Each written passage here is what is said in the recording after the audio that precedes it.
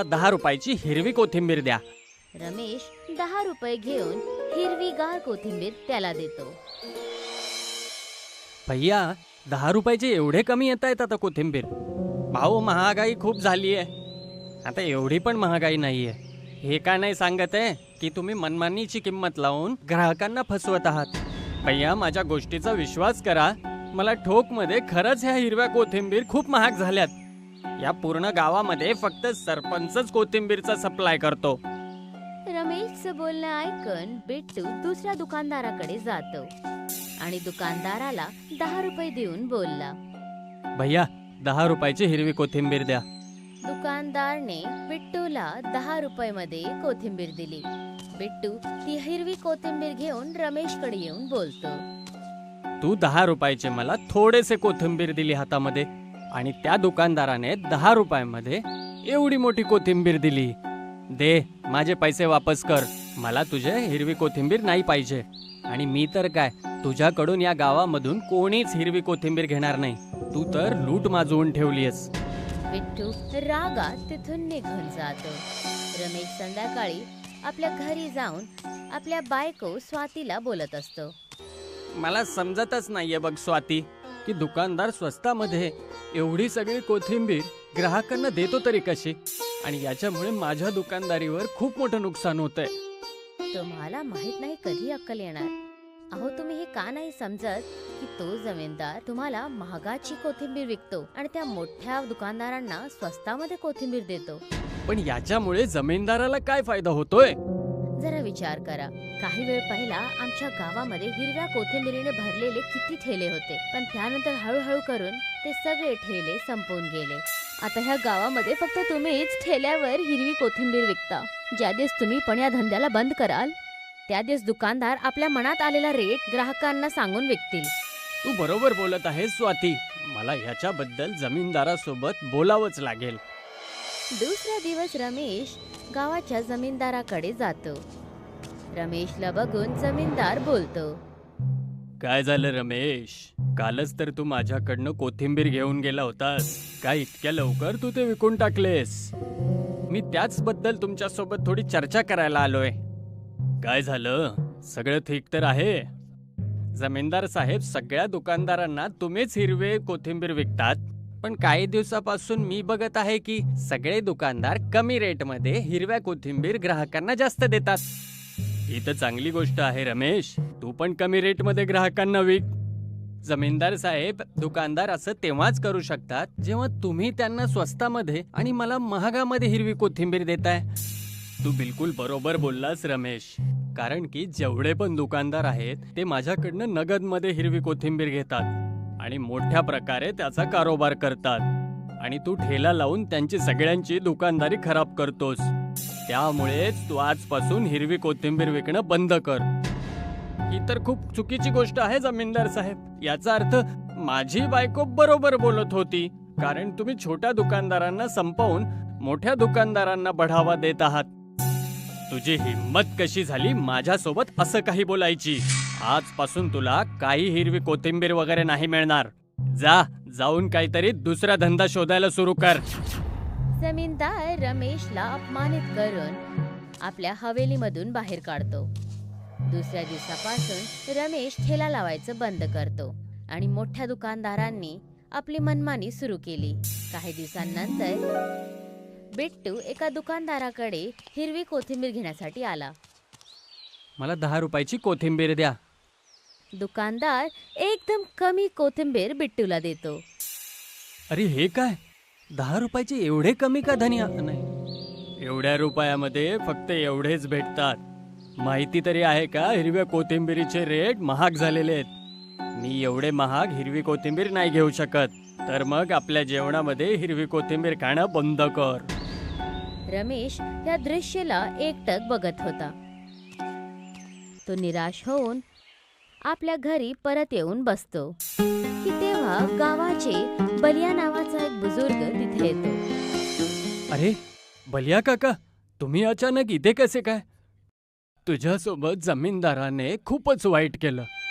जमीनदाराला असं नव्हतं करायला पाहिजे. आता काय बोलू काका. मी ऐकलं आहे की कुठल्या जमान्यामध्ये तुमच्या शेतामध्ये खूप हिरवी कोथिंबीर उगवत होतात.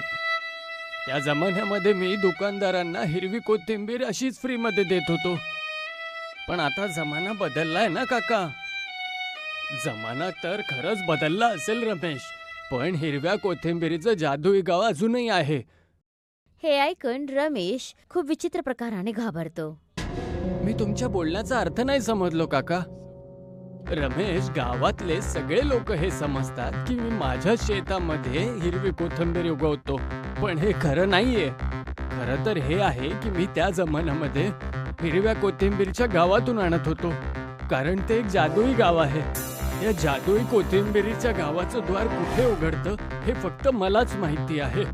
माझी इच्छा आहे की तू त्या जादुई कोथिंबीरीच्या गावामध्ये जावं आणि तिथून हिरवी कोथिंबीर घेऊन सगळ्या गावाला मुफ्तमध्ये विकावं. त्याच्यानंतर तू चमत्कार बघशील. बलिया काका, काय तुम्ही चेष्टा तर नाही करत आहे ना? नाही रमेश, आपल्या गावापासून काही दूर एक तलाव आहे जो की भूत प्रेताच्या नावाने प्रसिद्ध आहे. तू जाऊन त्या तलावात उडी मार. तू स्वतः जादुई कोथिंबीरीच्या गावात पोहोचून जाशील.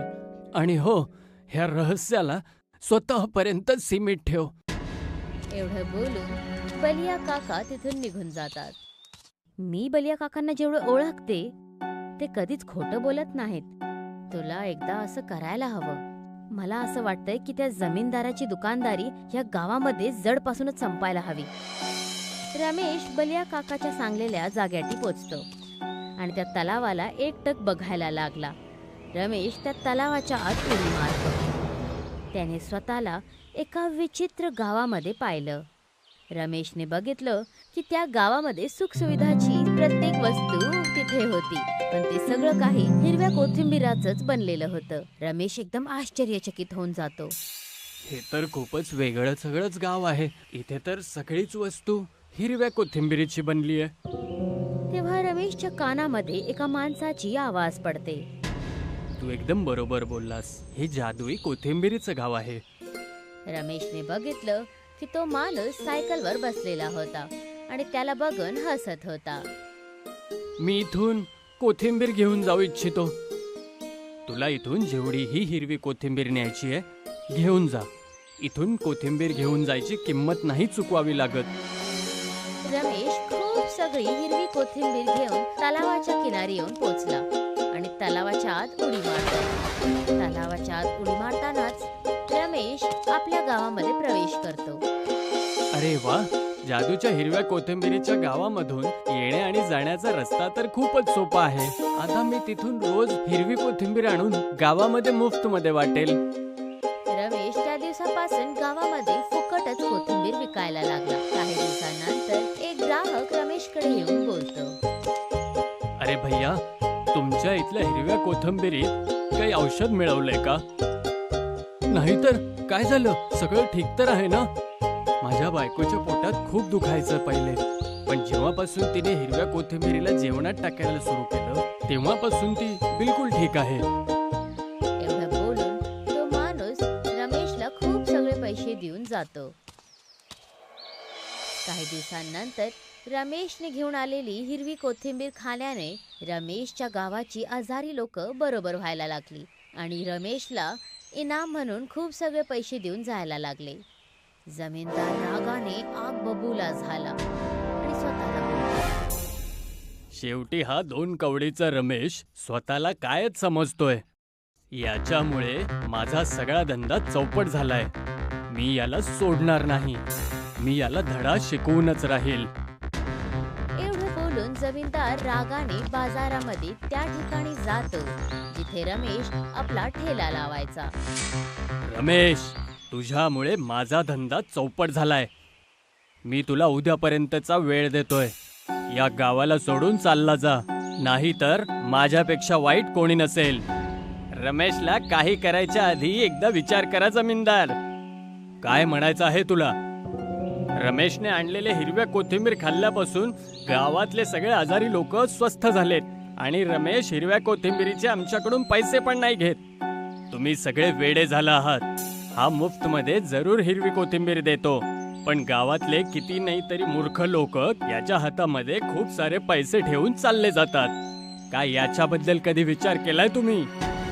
कारण की त्यांच्या परिवारामधले वर्षापासूनचे आजारी लोक रमेशच्या हिरव्या कोथिंबीरमुळे नीट झालेत. तू काय वेडा झालायस का? कधी तू याला विचारलंय की शेवटी हा रोज रोज एवढी सगळी कोथिंबीर आणतो तरी कुठून?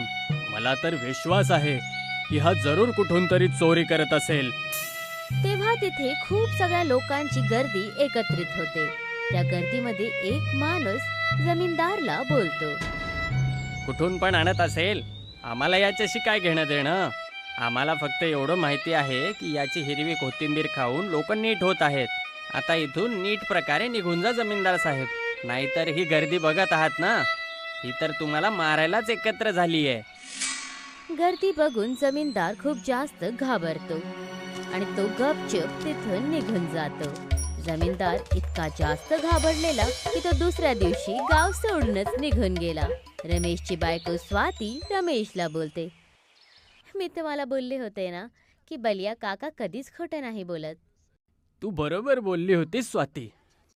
तेव्हा तिथे बलिया काका येतात आणि रहस्यमय अंदाजामध्ये हसत हसत रमेशकडे बघून बोलले, काय बोललो होतो मी तुला? त्या जादूच्या हिरव्या कोथिंबीरच्या गावामधून हिरवी कोथिंबीर आणल्यानंतर त्याचा चमत्कार बघ. बलिया काकाचं बोलणं ऐकून रमेश आणि त्याची बायको दोघे जण हसायला लागतात.